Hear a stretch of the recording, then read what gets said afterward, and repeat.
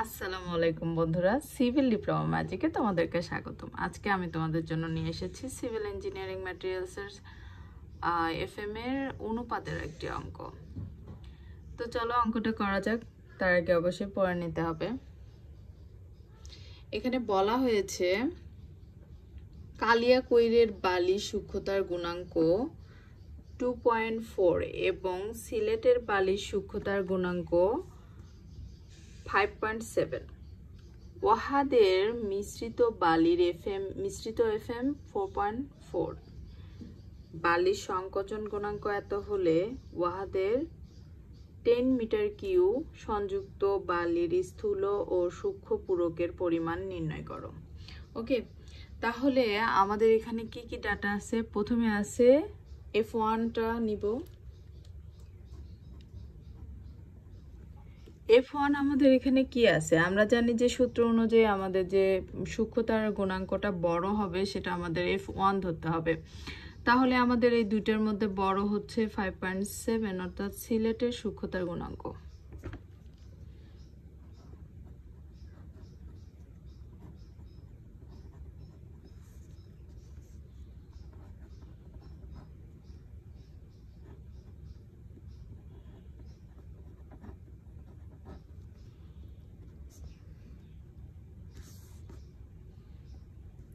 ওকে, তাহলে এখান থেকে আমরা অনুপাত পাবো।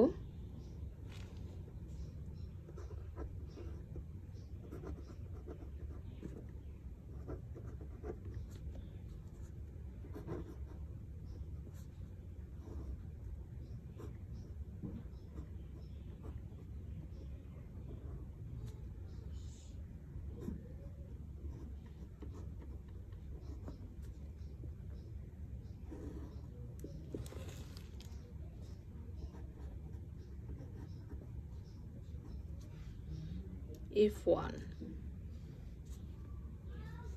CFC।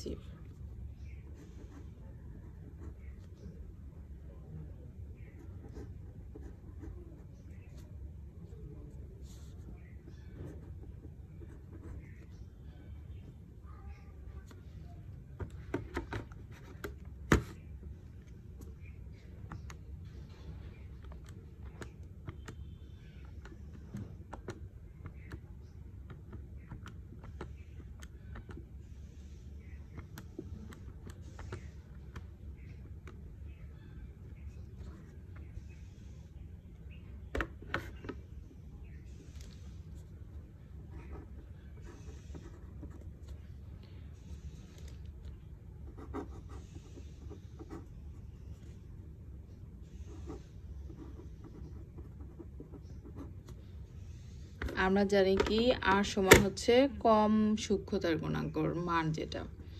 তো আমাদের কম যেটা পাইছি, কম সূক্ষ্মতার গুণাঙ্ক থেকে আমাদের যে মানটা পাইছি এর মধ্যে যে মানটা কম হবে সেটা আমরা আর ধরবো। তাহলে আর সমান আমাদের 0.65 এবং 1 হচ্ছে 1, আমাদের সূত্রের 1। ঠিক আছে, তাহলে এখন আমরা অনুপাতের যোগফল করি।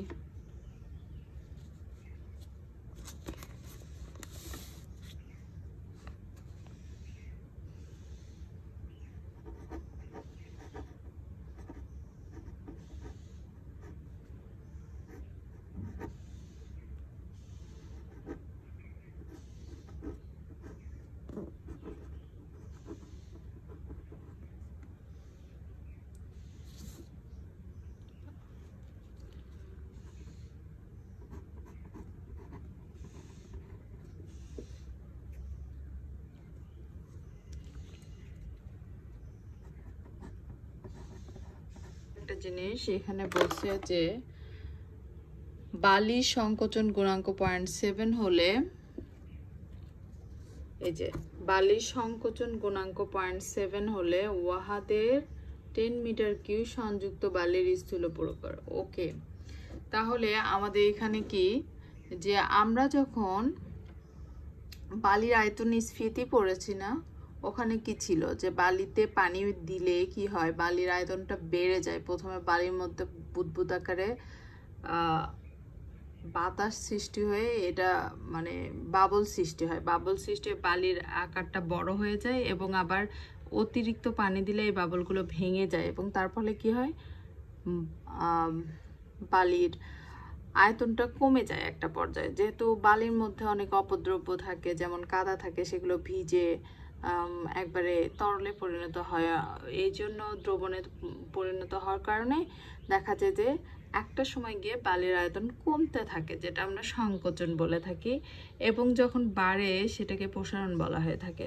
তো এখানে যেহেতু আমাদের সংকোচন বলা আছে, তার মানে আমাদের পানি অতিরিক্ত হওয়ার কারণে সংকোচন হয়ে গেছে। তাহলে আমরা এই দ্রবকটা দিয়ে ভাগ করে আমাদের আয়তনটা সঠিক, মানে আমাদের ড্রাই ভলিউম করতে পারবো, যে আমাদের বালি প্রথম অবস্থায় যেটা থাকে ড্রাই ভলিউমে সেটা বের করতে পারবো। তাহলে আমাদের সংকোচন হলে ভাগ এবং প্রসারণ হলে গুণ, মনে থাকবে।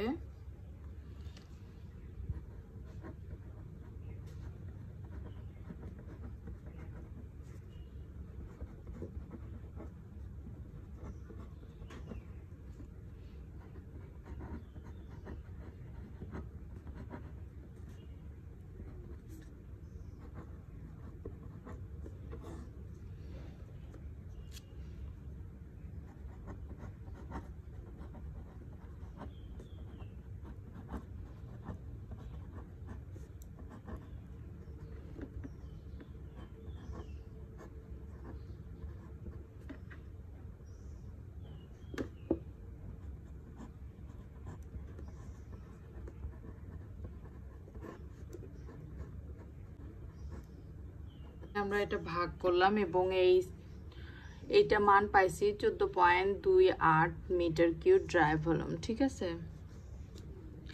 এখন এখানে আমাদের বালির টোটাল বালির পরিমাণ হচ্ছে 14.28 বা 14.28, ঠিক আছে।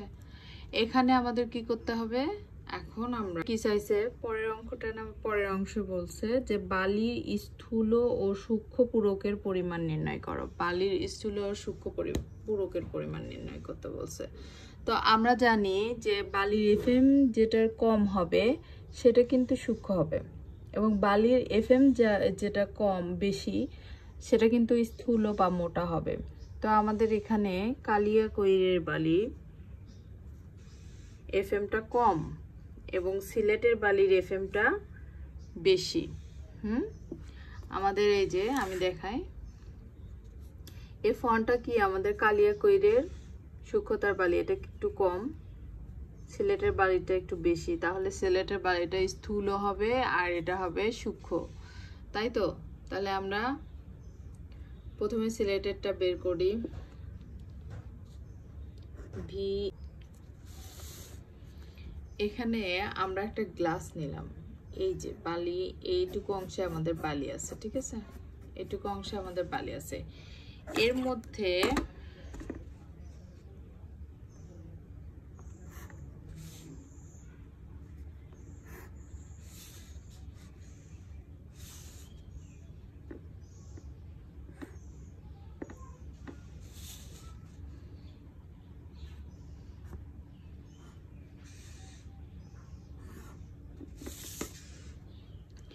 এই পুরোটা হলো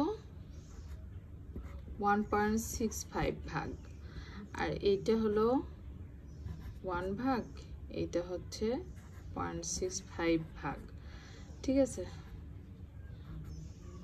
তাহলে আমাদের এই যে এখানে আমাদের বালি আছে কত, এই পুরোটা আমাদের এত অংশে, আমাদের একটা গ্লাসের এত অংশ আমাদের বালিতে পরিপূর্ণ আছে, এবং এই বালির সম্পূর্ণ 28 মিটার কিউব। এত এই বালির ওজনটা হচ্ছে এইটা, আর ভাগটা হচ্ছে এইটা, ঠিক আছে। এই ভাগে কতটুকু বালি আছে, এই ভাগে কতটুকু বালি আছে, এই পরিমাণটা আমাদের বের করতে হবে। তাহলে আর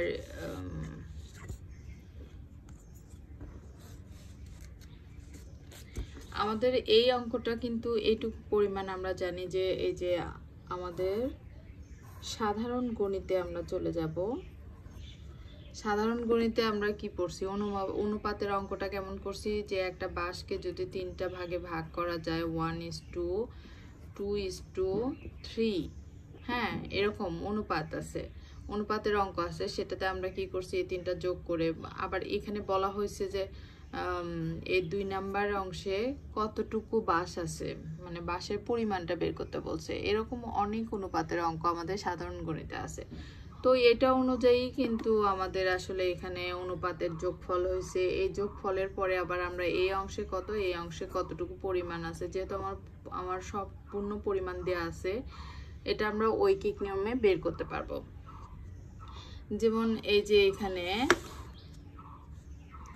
1.65 এত অংশে বা এত ভাগের মধ্যে 0.6 ভাগ, অতএব 1 কে কত,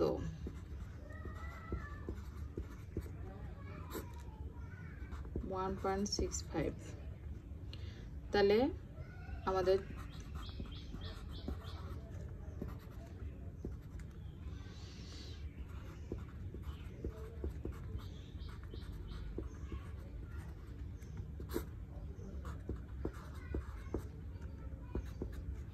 যা বের হবে এটার মিটার কিউ। আমরা কি বুঝছি এটা, যে এই যে অনুপাতের আমাদের এই অঙ্ক, সাধারণ গণিতের অঙ্ক অনুযায়ী আমাদের এরকম অংশ দেওয়া থাকে এবং বলা হয় যে এই অংশে কতটুকু পরিমাণ আছে। হ্যাঁ, সেই রকম আমাদের এই অংশে এই এত ভাগের মধ্যে, পুরোটার মধ্যে আমাদের এইটুকু ভাগের মধ্যে আমাদের কত পরিমাণ বালি আছে। আমাদের এটা কিন্তু একটা ওজন। আমরা জানি যে মিটার কিউ এর সাথে লিটারের একটা সম্পর্ক আছে। তো এটা কিন্তু একটা ওজন। তো এটা হচ্ছে আমাদের এইভাবে বের করতে হবে। তাহলে এখন আমরা কি করতে পারি, এই নিয়মে আমরা ভিএস এবং ভি কে বের করতে পারি।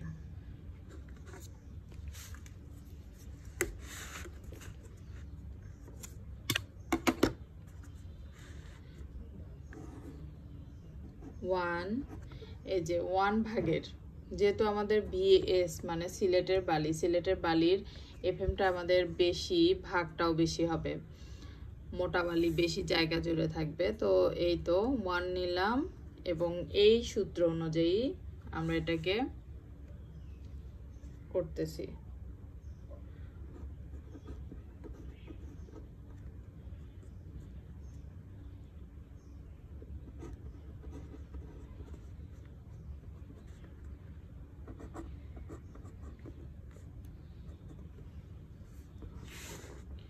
এবার ভিকে সমান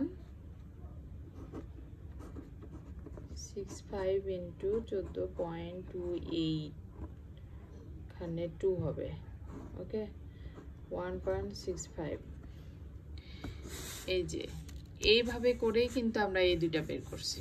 ঠিক আছে, প্রথমে এইটুকু অংশের জন্য কত আর এইটুকু অংশের জন্য কত, এভাবে আমরা ভিএস অর্থাৎ সিলেটের বালির পরিমাণ মানে কি, এটা হচ্ছে স্থূল বালির পরিমাণ। যেহেতু সিলেটের বালির এফএমটা বেশি, যার এফএম বেশি হবে তার বালির পরিমাণটা বেশি হবে,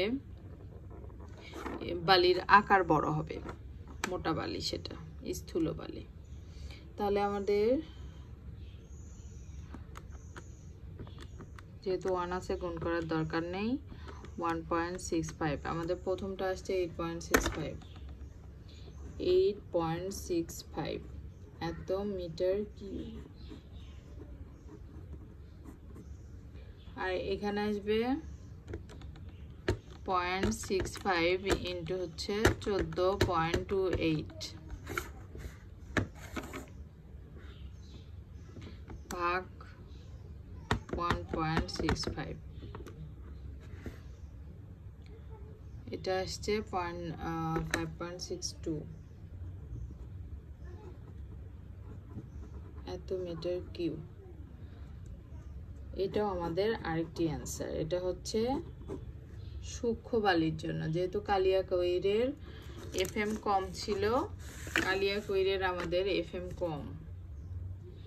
আমি বারবার বলছি যাতে অঙ্কটা তোমরা খুব ভালো করে বুঝতে পারো। 2.4 এটা হচ্ছে এফএম কম, তাই সূক্ষ্ম বালি এটা। আর যেটা FM যেটা বেশি এটা হচ্ছে স্থূল বালি। তাহলে আমাদের অঙ্কে ছিল স্থূল ও সূক্ষ্ম বালির পরিমাণ। এটা আমরা সিলেটের হিসাবে S দিছি, আর কালিয়াকৈরের জন্য এটাকে আমরা K দিয়ে প্রকাশ করছি। আশা করি তোমরা এই অঙ্কটা বুঝতে পেরেছো। যদি তোমাদের কোনো প্রশ্ন থাকে অবশ্যই আমাকে জানাবা।